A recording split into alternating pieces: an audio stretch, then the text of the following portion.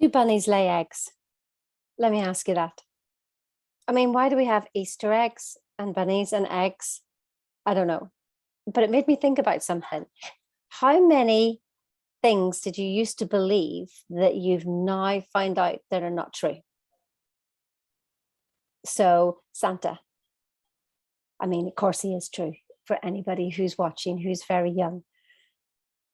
But what else? I mean, I was told that, bananas, if you ate bananas really fast, that you'd have lumps in your tummy. What were you told? I was also told that you get married for life and you have babies and you live happily ever after. I was told that you work really hard, you get qualifications, you have a good job, then everything will be okay. What have you been told that you now know not to be true? I mean, look at this 40, 40, 40. Let's work for 40 hours a week for 40 years to end up on 40% of what you couldn't survive on in the first place. Who sat down and said that was a good idea? Who sat down and said that was a good idea? So, why do you believe everything that you believe right now? What I found out is there's only one truth. I was looking for the truth. The truth. What is the truth?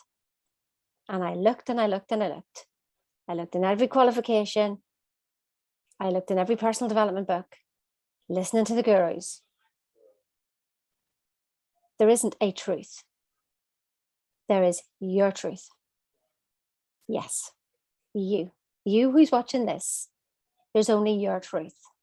So when you want to be successful, you can literally go through everything and find out, he did this, he did that, he did the other. But there is only your truth.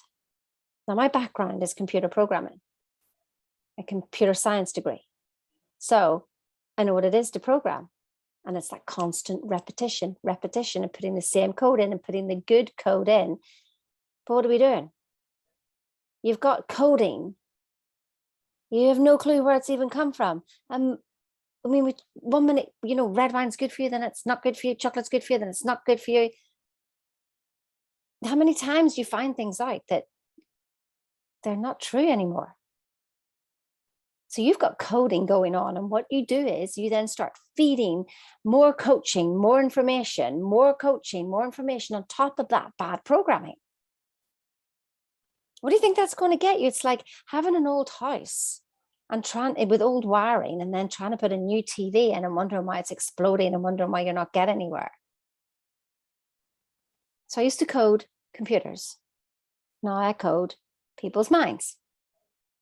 It's not really, because we live on 3 planes, and we live on intellectual, and then we live on spiritual, and then we live on a physical. So you know it intellectually, you've done all the spiritual work, but something's not happening in the physical world. What is it?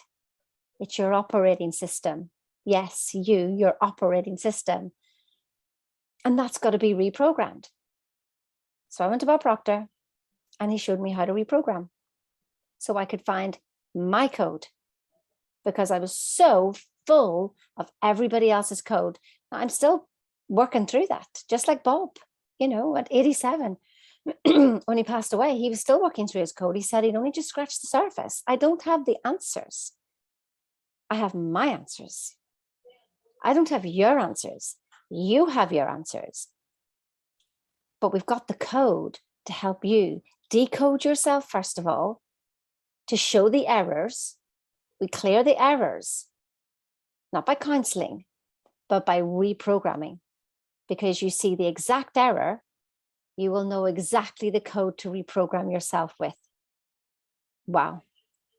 All that came from bunnies and eggs from me this morning. I just thought I'd share it with you. If that means anything to you, book a call with me, links in the description. And I mean, only if you're ready. If you like your programming and if you like your story, keep going with the story. But if you're fed up with the story, get yourself on a call. See you later now.